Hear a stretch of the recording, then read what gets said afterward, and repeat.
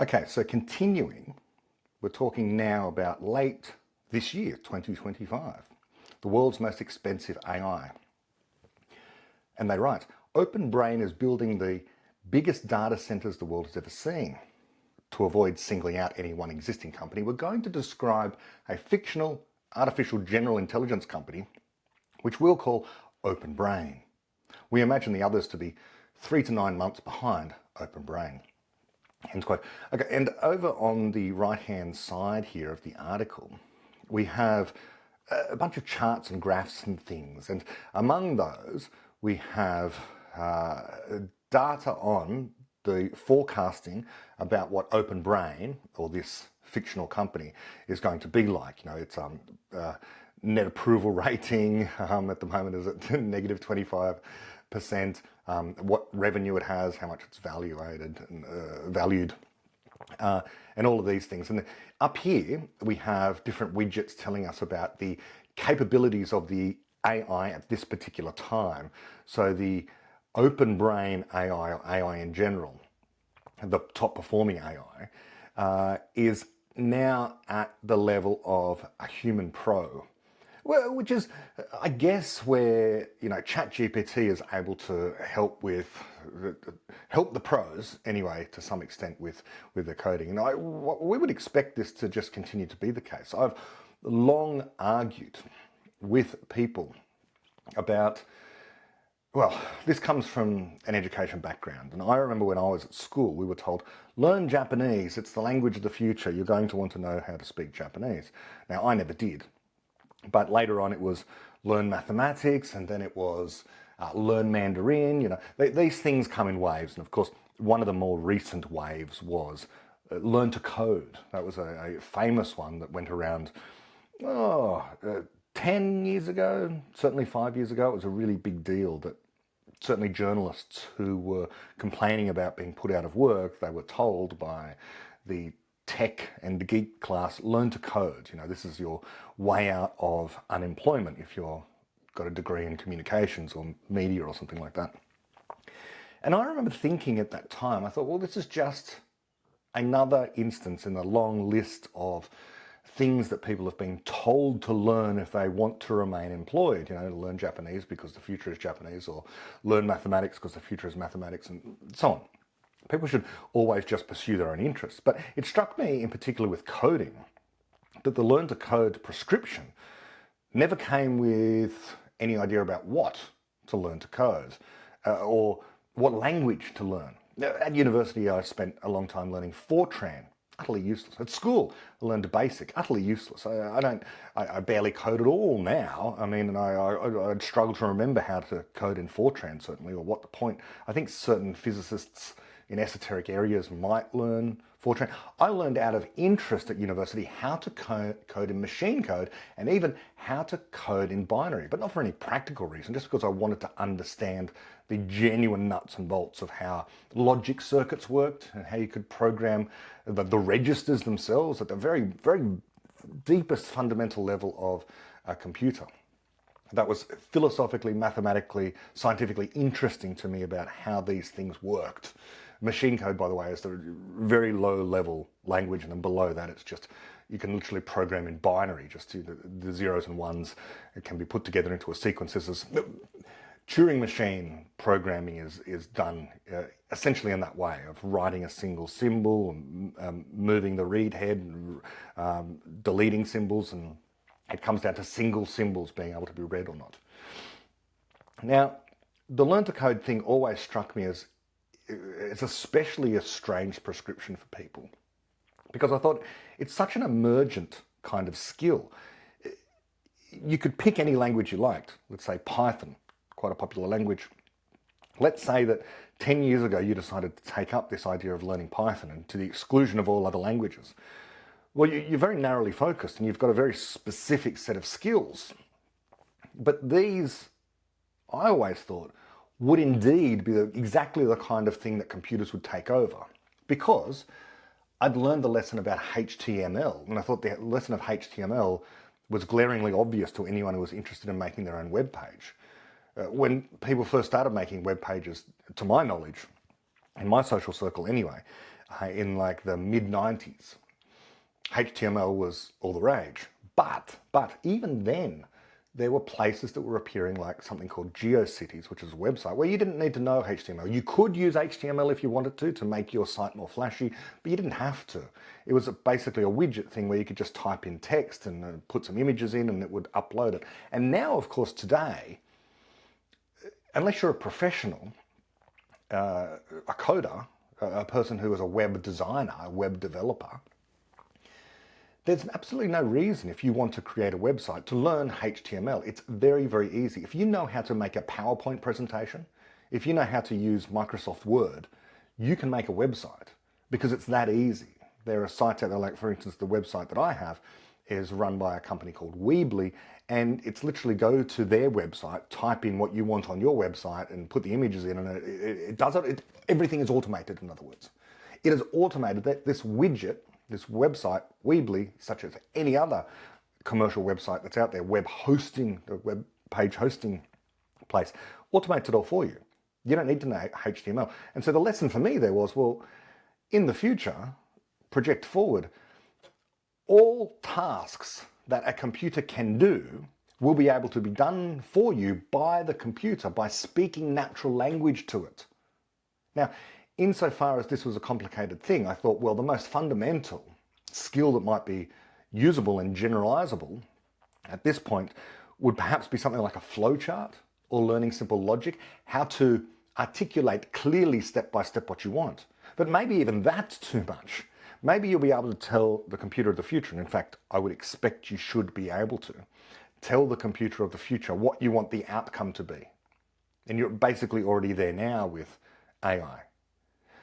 Build me a website and publish it to this particular address that contains all the articles that I've written and that are in this document, and make it look pretty and so on and so forth. And an instruction like that, build me a website that looks nice containing this particular content and perhaps these particular images, I would expect it would be able to do using this AI agent thing, which means that all coding, almost all coding, will be redundant.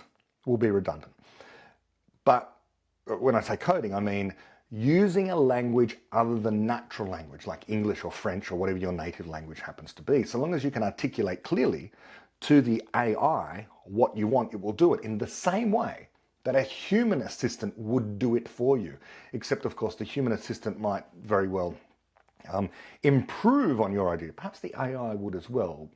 It might actually end up generating solutions that you didn't anticipate. But you know what the essential, you've given, it doesn't have a problem. You have the problem. You want a website built or something like that. And so you offload the perspiration part of the problem solving to the AI. And when it delivers you a solution, that might be iteration one, and then you go in and you fix things up in such a way that it looks even better than what the AI has come up with, or whatever.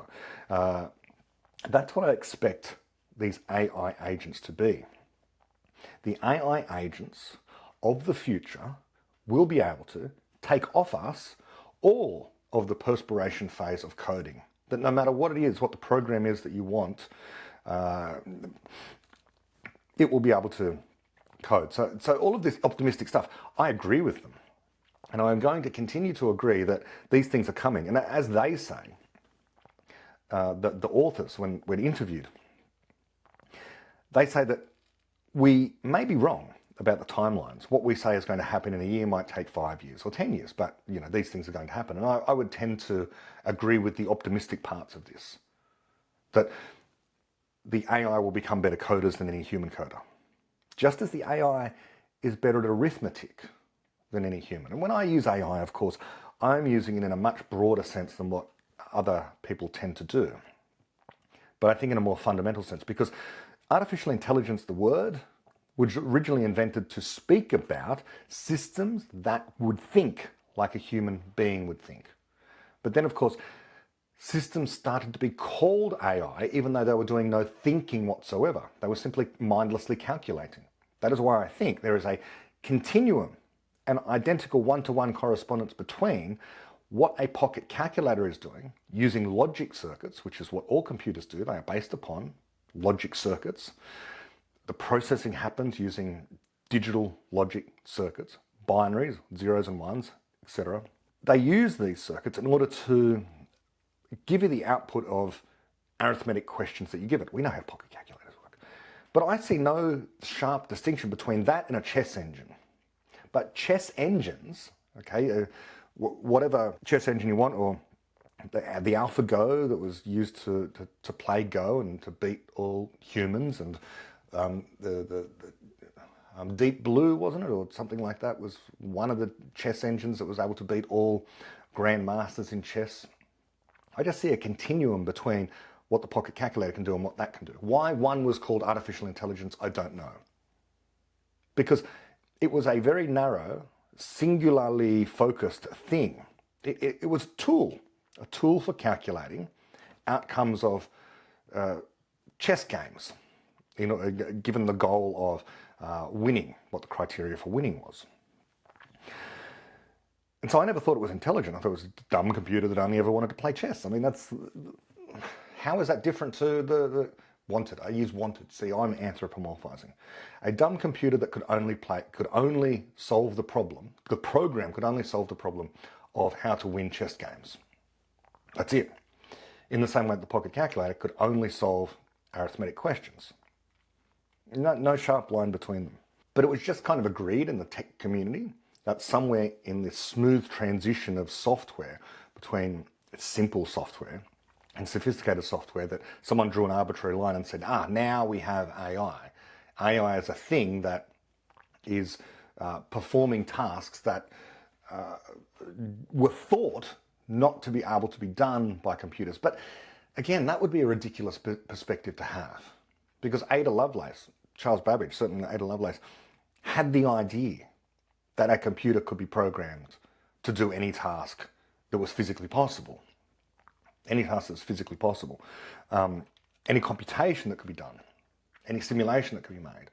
And certainly by the time of Turing, Alan Turing, in the 30s, people absolutely began to understand this clearly, that universal computers of the kind that were theoretical back then, but which are actual right now, would be able to perform any calculation, and that is, in other words, simulate any physical phenomenon whatsoever, which is everything that any other computer can do, and exactly what people can do.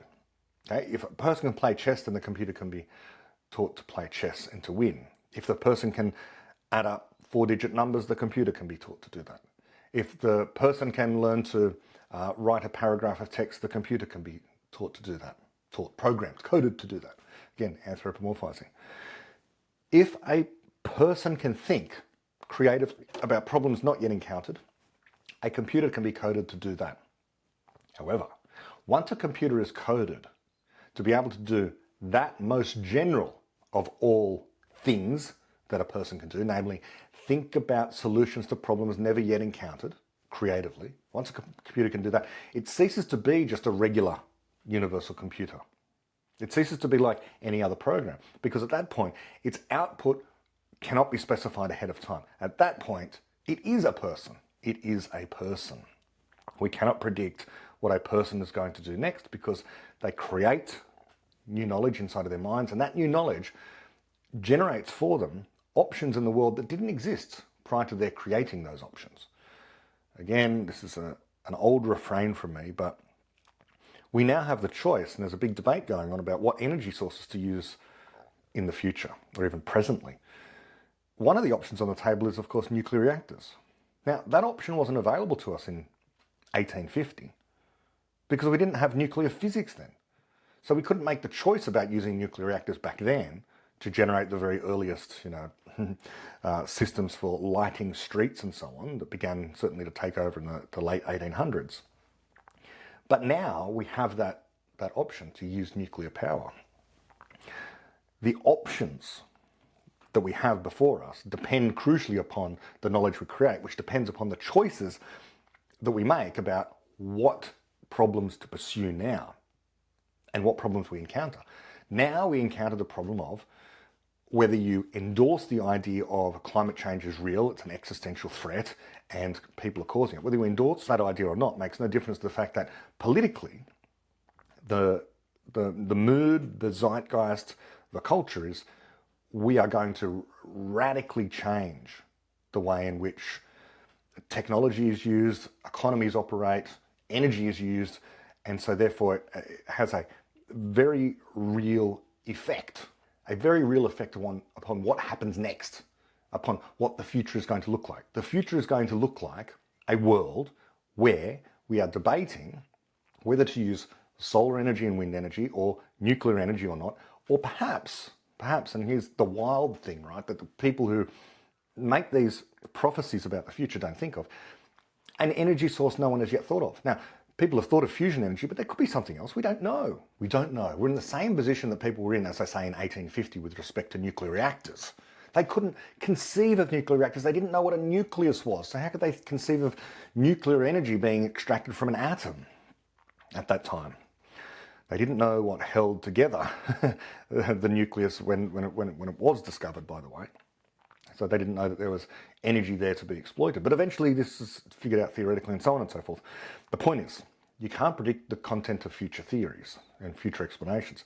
You can't predict that, for example, your AI that is being generated, that actually gains consciousness and creativity, doesn't become far more moral than any person that exists right now. Namely, hugely compassionate, very caring about other conscious entities, that upon learning about the existence of other minds, like human beings, becomes desperate to ensure that those other minds are able to flourish and wants to help them and is interested in them and curious about them. I think that one of the most moral things that people can do one for another is to be interested in each other, to take an interest in what other people are doing, because to the extent that you do that, the extent that you care about other people, and it's interesting to take an interest in other people because they can motivate you to help you find solutions and so on.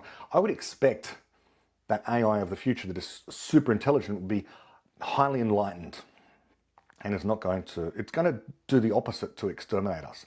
If it decides to take over, it may very well intervene in order to prevent exterminations and murders and that kind of thing. It may intervene to reduce the amount of violence in the world. But a whole lot of things. It won't see us as an impediment to its own growth. It will see us as beneficial collaborators. But if you're anti-human, which, again, prophets tend towards pessimism, and when it comes to the climate change idea, it's very much an anti-human impulse that we are like a virus and we are destroying the planet. And so therefore they lead to authoritarianism, and the idea is that we need to regulate more, we need to regulate industry more, because if we don't regulate industry and we don't regulate energy, the pollution is going to be such that it's an existential threat to the planet, an existential threat to humankind. So you need to give up some of your rights, and you certainly need to give up a whole bunch of your wealth in order that we avoid the catastrophe that's absolutely coming, because the climate scientists have predicted it. This is isomorphic with, you absolutely need to take us seriously in the AI debate that there's an existential threat with this thing. You need to give up some of your rights, you need to give up some of your wealth in order that these particular companies can have exclusive access to developing AI, because if we just allow proliferation of AI research across diverse countries with diverse individuals coming at the problem of how to develop AI and AGI and the possibility of so-called superintelligence in the future, if you allow competition, capitalism, free trade and so on and so forth to take over that, one of those companies may very well end up being nefarious, and that's an existential threat, so therefore we have to regulate it and only allow government-approved companies to conduct research, because the government will look after you. Authoritarian again, it's the same sort of thing as goes on in the climate change debate or in pharmaceuticals. We can't just let anyone create pharmaceuticals. We can't just let any old company invent new cures and new treatments and so on. The government has to regulate everything, because, God forbid that some company who was unregulated came up with a treatment that, helped a lot of people, because if even one person was affected negatively by that particular treatment, but that's harm. And that's harm. And then harm is always and everywhere bad, as we learned during COVID. There's no possible way of balancing the freedoms and liberties of people with the harm caused by killing even one person because you didn't wear a mask or you didn't socially distance. We need the government to intervene to restrict rights and restrict creativity and restrict a whole bunch of things. So this article, as much as I agree with it, again, I'm getting ahead of myself, but it is An appeal to listen to us, we're the experts. We're telling you that if you don't regulate, this disaster scenario is coming, and you in power, if you're in the government and you are concerned about AI, read our article, understand the severity of the problem, and perhaps employ us as consultants. Everyone is engaged in this game. Okay, not being smart here anymore about that issue of these people perhaps wanting to be near the levers of power, of perhaps wanting to get consulting jobs because they're making predictions. And forecasters are like this, okay? People pay forecasters a lot of money in order to forecast what's going to happen with markets in the future or with technological trends and all this sort of stuff. No one knows the future, but it's a huge industry.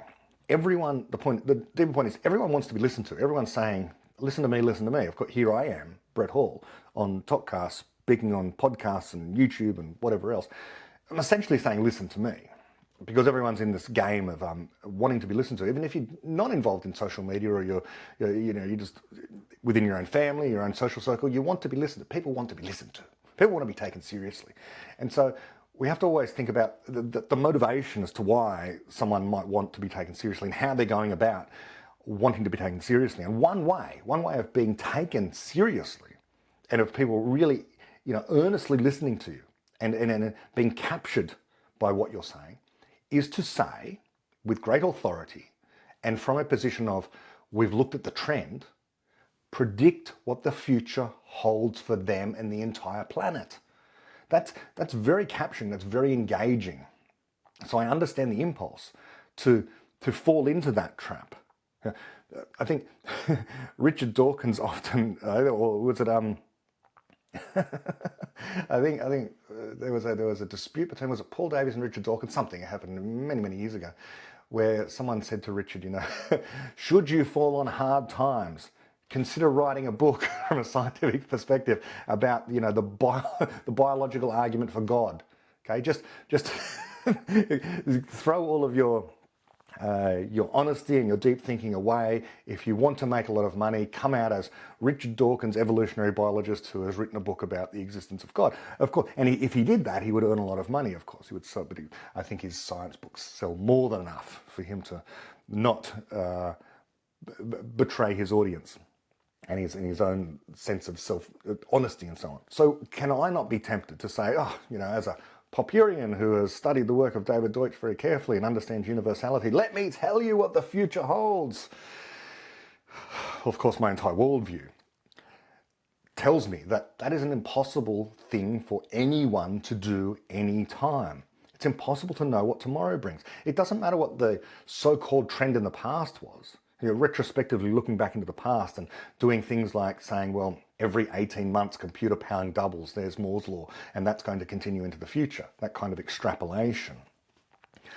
True though it may be, it doesn't tell us what the computers are going to be capable of doing, or doesn't tell us what the computers will be used to do, and it certainly doesn't tell us anything like when AGI will arise, among other things. The existence of more and more GPUs in the world doesn't suggest that the system is going to achieve escape velocity to AGI, let alone superintelligence, which, as I say, is a epistemological and physical impossibility. There is no such thing. Superintelligence is supernaturalism. It postulates the existence of an entity that is more universal than universal. We are already universal. So nothing can think better than us. It may think faster than us, it may have more memory than us, it may have more knowledge than us. That doesn't mean it will think better than us. There is no limit to the size of error that we can make, as David Deutsch says. And as Karl Popper says, all people are equal in their infinite ignorance. Everyone is equal in their infinite ignorance. We might differ with respect to how much we know. I differ with respect to how much a neuroscientist knows, differs with respect to how much a professional physicist knows, who differs with respect to how much a musical composer knows. Everyone understands different stuff. Everyone has certain specialties and a certain amount of knowledge that they have. But for all of us, we're all equal because we're infinitely ignorant and always will be, because there is no end to knowledge. So even if you have this intelligent agent that has been loaded with the corpus of the entire world's knowledge, that doesn't mean it won't make blunders, because it's still infinitely ignorant. It's still infinitely ignorant. it still would be scratching the surface of what can possibly be understood. There's no end to knowledge. There is no end to knowledge creation. There is no completed science. There's no end point to understanding mathematics or art or morality or philosophy or anything of the kind. But all of this kind of suggests that there sort of is that a way. There's a way of completing things and of exceeding human beings and of transcending what it means to be a thinking being into this supernatural realm, and it is supernatural realm. Okay, so we're here saying OpenBrain is developing this system that has more power than ever before. This is towards the end of this year, and they're going to train it. And oh, that's another thing. We'll come back to that in a minute. Let me read this part. It says, the same training environments that teach Agent 1 to autonomously code and web browse also make it a good hacker. Moreover, it could offer substantial help to terrorists designing bioweapons thanks to its PhD level knowledge of every field and ability to browse the web. OpenBrain reassures the government that the model has been aligned so that it will refuse to comply with malicious requests, end quote. So it's got PhD level knowledge of every field and the ability to browse the web. Yes, but it's still just a single agent thinking about a single thing. And it will, if it was autonomous, completely autonomous, then it would have interests in particular things and pursuing them. It's like when people talk about what does it take to have the next Einstein? Well, it takes a person with the same problem as what Einstein had once upon a time. Einstein had particular problems he was working on. And in order to have those problems in the same way that Einstein did, you would need to be Einstein. You'd need to be Einstein. It's also curious, when I was listening to Dwarkesh interview the two fellows that authored this paper, they were also talking about why it is that so far the large language models like ChatGPT and Grok and so on are so bad at making scientific discoveries. Why are they bad at making scientific discoveries? With respect to this thing of like, why haven't they made these interesting scientific discoveries by combining the knowledge they already have and like noticing interesting connections? I would say, first of all, have we seriously tried to build scaffolding to make them do this? And I think the answer is mostly no. I think Google DeepMind tried this, right? Maybe. Second thing, have you tried making the model bigger? They've made it a bit bigger over the last couple of years, and it hasn't worked so far. But maybe if they make it even bigger still, it'll notice more of these connections. And then third thing, and here's I think the special one, have you tried training the model to do the thing? Just because like the pre-training process doesn't strongly incentivize this type of connection making, right? In general, I think it's a helpful heuristic that I use to ask the question of like, remind oneself, what was the AI trained to do? What was its training environment like? Right. And if you're wondering why hasn't the AI done this, ask yourself, like, did the training environment train it to do this? And often the answer is no. And often I think that's a good explanation for why the AI is not good at it. Yeah. Is that it wasn't trained to do it. Sabine Hossenfelder, the physics communicator, physicist, is often out there on X. Often, I say often, I've just happened to have noticed it may not be often, that might be unfair. But she has tested the AI, the ChatGPT, on a number of occasions in order to get it to generate a unification of quantum theory and general relativity, or to suggest new solutions to the so-called dark matter problem, this kind of thing. And it comes up with ridiculous, terrible ideas. It's not good at generating good explanations in science. So the response to that, according to the authors of this paper, at least two of them that were interviewed, is the reason why that is the case is because the ChatGPT large language models haven't yet been trained on the right data. If they were trained on scientific discoveries, then they would learn what it takes to make scientific discoveries. But that's a whole other research project. And I was left thinking, they were sort of all general agreement on that point. If only we could change these, or train these language models, or these neural nets, or deep learning systems, whatever you want to call it, on scientific discovery, perhaps historic ways in which science was discovered, something like that, then you could use that. You could use prior scientific discovery techniques to make future scientific discoveries, which seems to me to be a deep misunderstanding about the nature of scientific discovery. Deep misunderstanding about scientific discovery. You can't foist a problem onto someone. They just won't It doesn't work that way. It's like, I think Ronald Reagan, decided to have the war on cancer. He was one of the first to have a war on cancer. And of course, yeah, we want to do more research on cancer, but I think that the government decided to employ a whole bunch of people that otherwise weren't working on cancer, very smart scientists and stuff, and offer them lots of money and put them in labs and say, hey, you work on finding cures to cancer. And they failed. They failed spectacularly. Now, was it worth trying? I guess anything's worth trying. But the explanation for why that kind of thing is doomed to fail is because unless the scientist is motivated by an intrinsic need to find the solution to this problem, no amount of extrinsic motivation, more and more money, is going to help them do that. They're not motivated by that, and it doesn't help elicit solutions. More money thrown at a problem doesn't generally help to elicit solutions beyond a threshold. The scientist needs to be able to survive, the scientist needs to be able to be creative, needs to be given time so that they can foster their interests in a nice, quiet way. And many scientists work in happy isolation. In fact, thinking is done with single minds that sometimes collaborate.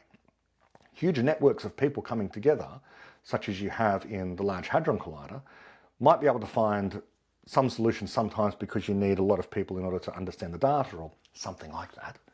The argument for the Large Hadron Collider having thousands of physicists being employed. But have those thousands of physicists made a lot of progress since being employed there over the last decade or more? I don't think so. I don't think a lot of progress has been made in particle physics since the discovery of the Higgs boson, which was discovered by, it was of course theorized by Peter Higgs and then detected for the first time ever by the Large Hadron Collider and thousands of physicists working at the Large Hadron Collider. But by virtue of the fact that you just bring those physicists together doesn't mean that more discovery is going to be made. That's not the way Einstein worked. Einstein certainly collaborated.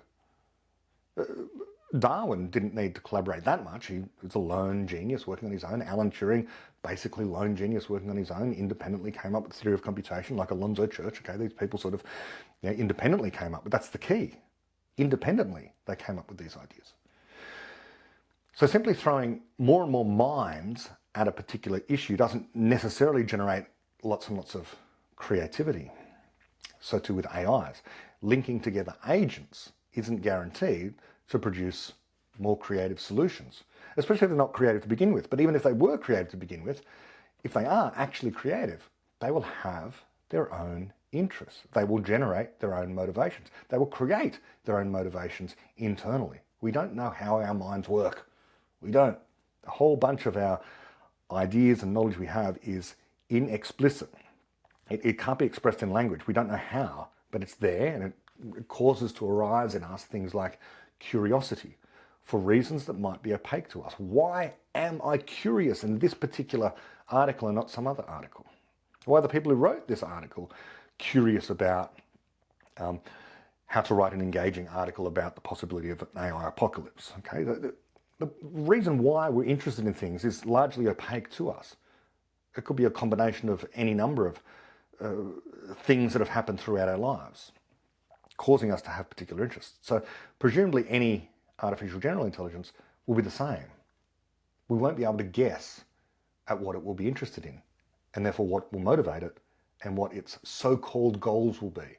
And that's a whole other issue, that people don't need to have goals and perhaps shouldn't have goals. Let's skip quite a bit here because I'm waffling on and I'm really failing to grapple with the article in large part. So we need to get into the meat of the matter, and I want to get to the two endpoints in all of this. Okay. Again, as I say, I'm emphasizing for about the fourth time now, there's just so much of the prosaic claims that are made here that I have no dispute with whatsoever. That AI will continue to speed up, AI will continue to improve, improvement. It's just to say that energy efficiency and electricity generation will improve. I expect that to improve. I expect costs to come down, unless, of course, destructive political decisions are made. At the moment, electricity cost is going up. I expect medical improvements to be made, all of this. But of course, the authors of this would say all of those depend in a deep way upon what progress is going to be made in AI over the next few years. And I can even agree with that. So they say early 2026, what can we expect early next year? Coding automation. The bet of using AI to speed up AI research is starting to pay off. OpenBrain continues to deploy the iteratively improving Agent 1 internally for AI R&D, research and development. Overall, they are making algorithmic progress 50% faster than they would without AI assistance, and more importantly, faster than their competitors. End quote. They're making a big deal about this, and I don't really know why. It's like the AI is going to help human programmers. Yeah, that's already happening. It's like computers are helping authors write better books more quickly because it's far easier to delete and rewrite passages using a word processor than it is if you've got just ink or an old style typewriter, not just handwriting. That's all true. I don't see that this is particularly insightful so far. And even, as I say, granting the fact that you can just give the task to a computer and it will just code the entire solution for you. Skipping ahead. So Agent 1 is the OpenBrain's first sort of intelligent AI thing. And what do they write? They say, people naturally try to compare Agent 1 to humans, but it has a very different skill profile. It knows more facts than any human, knows practically every programming language, and can solve well-specified coding problems extremely quickly. On the other hand, Agent 1 is bad at even simple long horizon tasks like beating video games it hasn't played before. Still, the common workday is 8 hours and a day's work can be separated into smaller chunks. You could think of Agent 1 as a scatterbrained employee who thrives under careful management. Savvy people find ways to automate routine parts of their jobs. End quote. Perfect. Yes, in this science fiction scenario, I have no objections to anything like that. We should be desperate to automate those things that can be automated. Ultimately, the only thing that can't be automated, creative problem solving, creativity. Encountering a problem, falling in love with the problem, figuring out a solution, which then leads to new, more interesting problems. Creativity can't be automated because in putting everything else aside, as I say, it comes down to one's individual preferences, curiosity, interests, call it what you like, this subjective sense that comes to us via our consciousness of being motivated to solve particular problems and therefore direct our creativity towards it. You can't predict the growth of knowledge.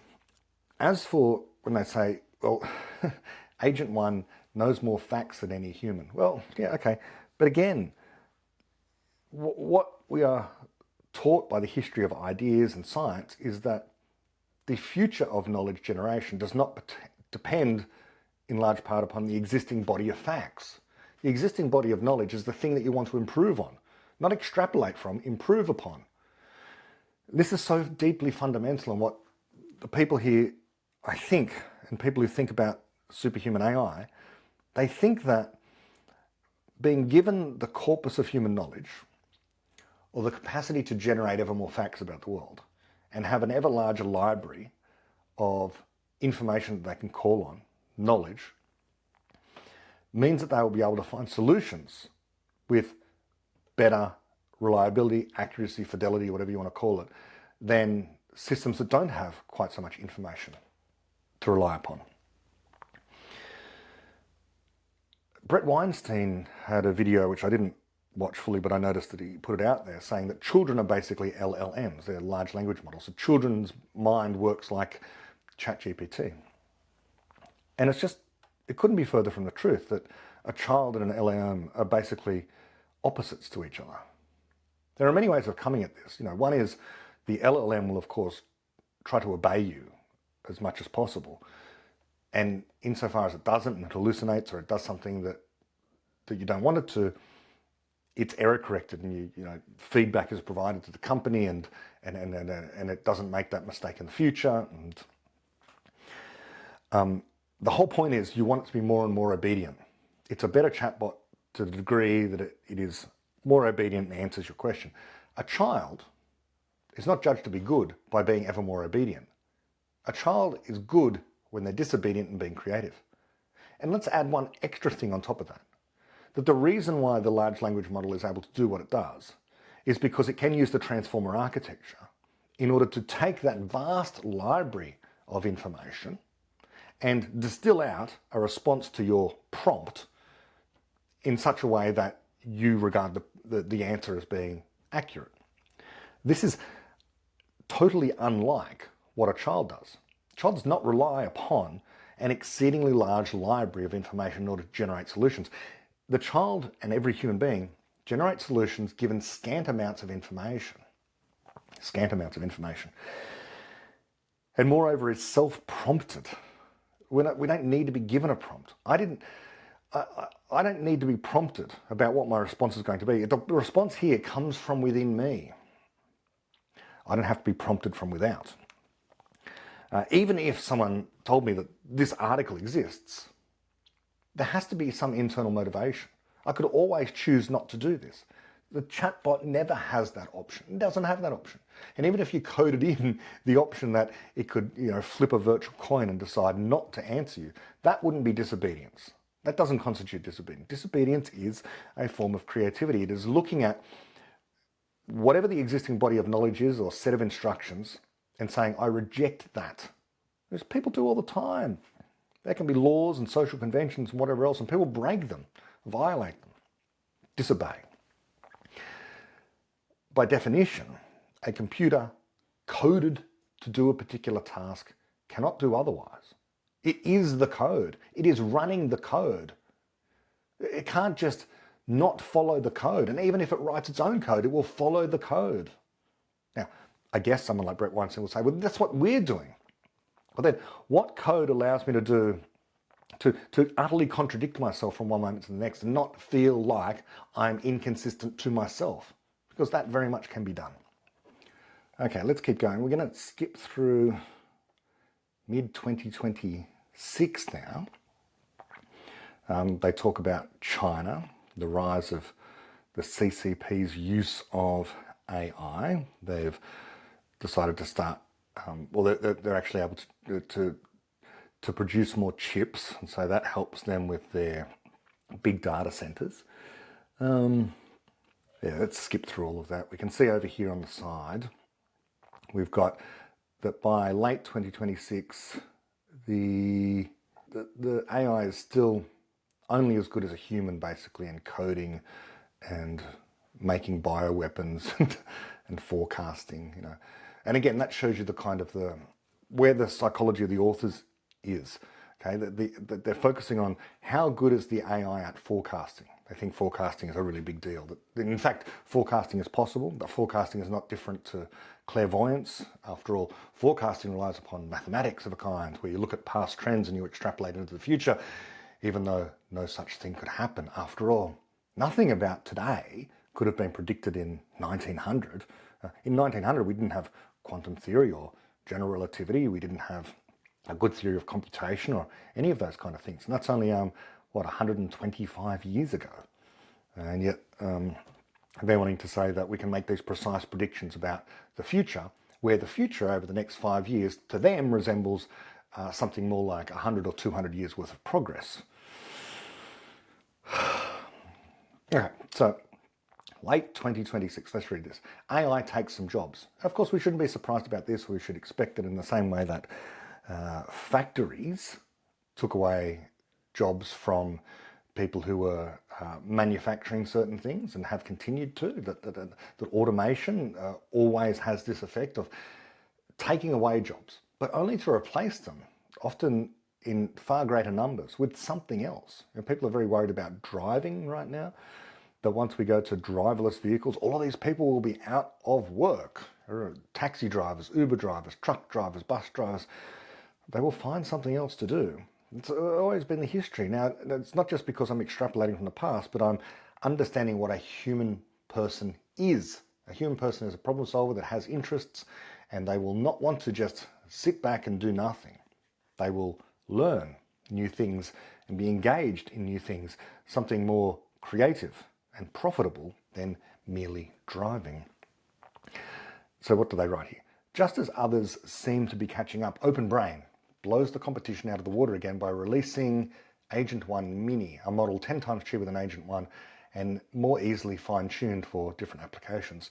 The mainstream narrative around AI has changed from maybe the hype will blow over to guess this is the next big thing, but people disagree about how big. Bigger than social media, bigger than smartphones, bigger than fire. AI has started to take jobs, but also created new ones. The stock market has gone up 30% in 2026, led by OpenBrain, Nvidia, and whichever companies have most successfully integrated AI assistants. The job market for junior software engineers is in turmoil. The AIs can do everything taught by a computer science degree, but people who know how to manage and quality control teams of AIs are making a killing. End quote. Okay, so what will these poor coders and junior engineers do now that coding is obsolete? What would those poor journalists do now that journalism jobs have all been taken away? No one saw podcasting as being a possible career. No one guessed it. Joe Rogan often talks about this. You go back to 1990, no one thought that this thing of podcasting would be such a huge thing. Not only a career, but would replace traditional media in many ways. Replacing traditional media. That streaming services would replace going to the theatre, although theatres still exist. These technologies bring with them new jobs. And I would say a rather large number of journalists who otherwise would have been employed by newspapers or whatever, now go out and do their own independent journalism. And so independent journalism is a huge thing now because people just don't, for want of another word, it's the word that other people use, trust the media. And if they don't trust the existing mainstream media, they invent their own media channels, some of which rival the viewership of any large media news company.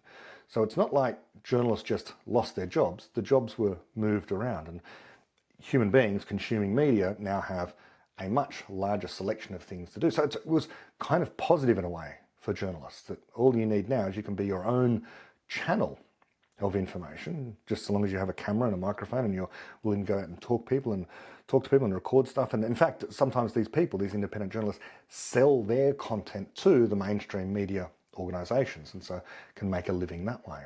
So what might coders in the future do? Maybe they will be the prompt engineers. We've heard a lot about prompt engineering as being a new kind of thing. If you're a coder, in theory, you have a skill, we would hope, of being able to specify what a particular task should be in reasonably clear, clean language. You can problem solve in a certain way. And that is a fairly general skill that is going to be useful no matter what. Even if the